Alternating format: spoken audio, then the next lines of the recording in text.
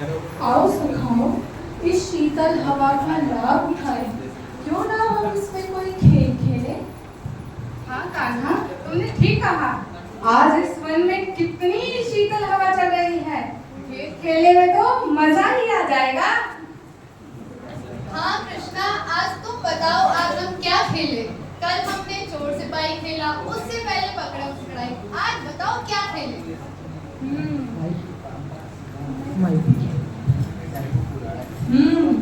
तुम ठीक कहते हो सुखा।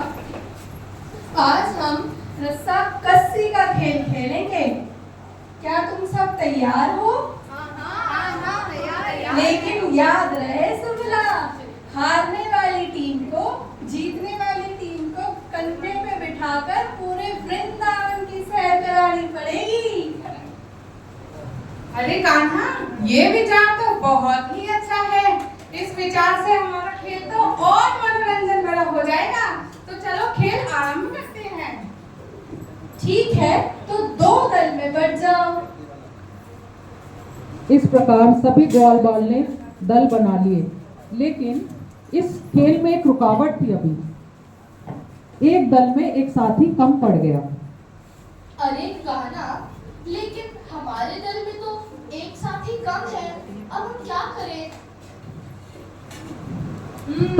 तभी वहां पर प्रलंबासुर आ जाता है, जो कि एक ग्वाल बाल के वेश में था, और उसे देखते ही कृष्ण उसे पहचान लेते हैं।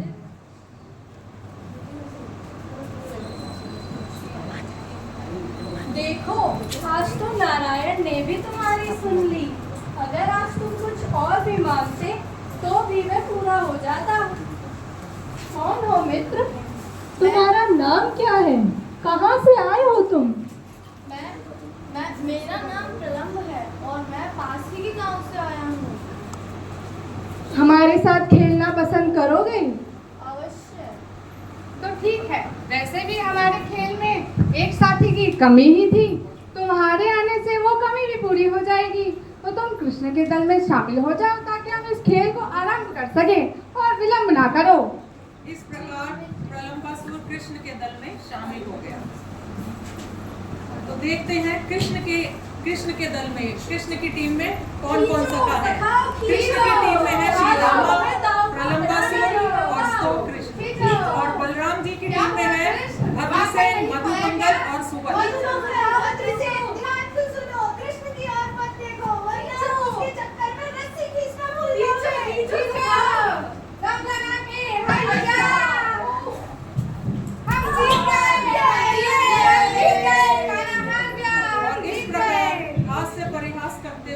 कृष्ण और बलराम ग्वाल बालों के साथ रस्सी कसी का खेल में आनंद लेने लगे, और बलराम जी के प्रयास से उनकी टोली जीत गई। चलो चलो कान्हा, अब तुम्हारी टोली हमारी टोली को वृंदावन की सैर कराएगी। चलो चलो। देखो सखाओ, मैं किसी को अपनी पीठ पे नहीं बिठाऊंगा। मैं महाराज नंद का पुत्र हूँ और वृंदावन का राजकुमार। तो मैं भला क्यों किसी को अपनी पीठ पे बिठाऊं? राजा हो गए अपने घर के, हम यहाँ सब समान हैं। चलो चलो अपनी पीठ पे बिठाओ। अरे कृष्णा, तुम्हारे ये नाटक यहाँ नहीं चलने वाले, तुम्हें तो बिठाना ही पड़ेगा। मैं तो नहीं बिठाऊंगा। हाँ कन्हैया। हाँ कन्हैया, अगर तुमने ऐसा नहीं किया तो हम तुम्हें अगली बार अपने साथ नहीं खिलाएंगे। हाँ नहीं खिलाएंगे। अरे सखाओ, ऐसा मत करो। ठीक है, मैं दंड भोगने के लिए तैयार हूँ। तो बताओ, कौन भाग्यशाली मेरी पीठ पे बैठेगा? मैं। तो इस प्रकार कृष्ण ने भद्रसेन को उठाया, श्री दामा ने सुबल को, तो कृष्ण ने मधुमंगल को, और प्रलंबासुर ने बलराम जी को अपनी पीठ पर उठाया।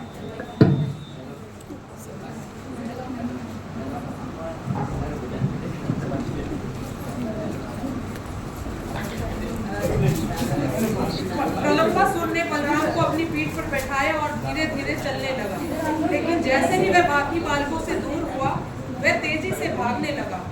मन ही मन सोचने लगा, इसे तो मैं सबसे दूर घने वन में ले जाकर खत्म कर दूंगा, और इसके भाई को भी।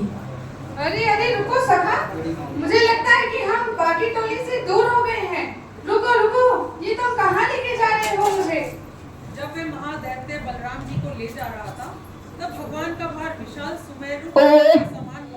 बालक अचानक इतना भारी कैसे हो गया? अच्छा, लगता है मुझे अपने असली वास्तविक रूप में आना ही होगा। तब प्रलंबासुर ने एक तेजोमय शरीर धारण किया, जो बिजली से चमकते तथा हे बालक, तू मुझे मारने आया था। आज देख मैं तेरे साथ क्या करता हूँ।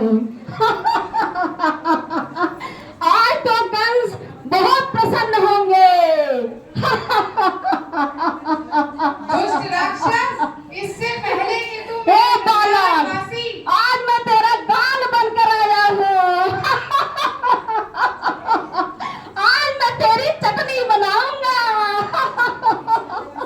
दुष्ट राक्षस, इससे पहले कि तू मेरे वृंदावनवासी और मेरे कान्हा को कुछ करे, मैं तेरा अंत यही करता हूँ। तब भगवान क्रोधित हो उठे और उन्होंने अपने कठोर मुक्के से राक्षस के सिर पर उसी प्रकार प्रहार किया जिस प्रकार देवताओं का राजा इंद्र अपने वज्र से पर्वत पर प्रहार करता था। बलराम के मुक्के से इस प्रकार कुचले जाने पर प्रलंबासुर का सिर तुरंत फट गया। उस राक्षस ने अपने मुख से रक्त उगल दिया और उसकी सारी चेतना नष्ट हो गई। फिर वह बड़ी ध्वनि के साथ निर्जीव होकर भूमि पर गिर पड़ा, मानो इंद्र द्वारा ध्वस्त किया गया पर्वत हो। और ग्वाल बाल यह देखकर अत्यंत आश्चर्यचकित हुए कि किस प्रकार शक्तिशाली बलराम ने प्रलंब राक्षस का वध कर दिया है। अरे ये क्या हुआ? इतना बड़ा राक्षस! देखो सखा, ये क्या हो गया? वाह भैया, आपने तो प्रलंबासुर को एक ही मुष्टिका में मार गिराया। जब दाऊ हो साथ तो डरने की क्या बात। जय कृष्ण बलराम की जय।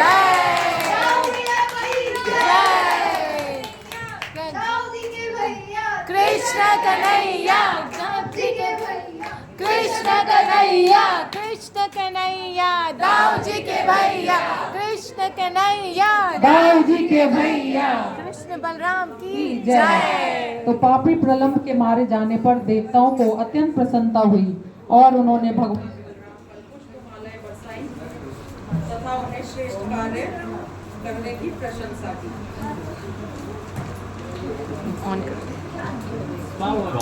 हरे कृष्ण, हरि बोल। अब हम इससे क्या शिक्षा मिलती है, थोड़ा सा इस पर चर्चा करेंगे कि श्री कृष्ण और बलराम की हर लीला का कोई ना कोई गहरा अर्थ होता है। विशेष रूप से जब वो किसी असुर का वध करते हैं तो उसमें कुछ ना कुछ छिपा होता है कि हम किस अनर्थ को खत्म कर सकते हैं उस राक्षस के वध से सीख लेकर। तो श्रीला भक्ति विनोद ठाकुर बताते हैं कि प्रलंबासुर काम का प्रतीक है हम सब में।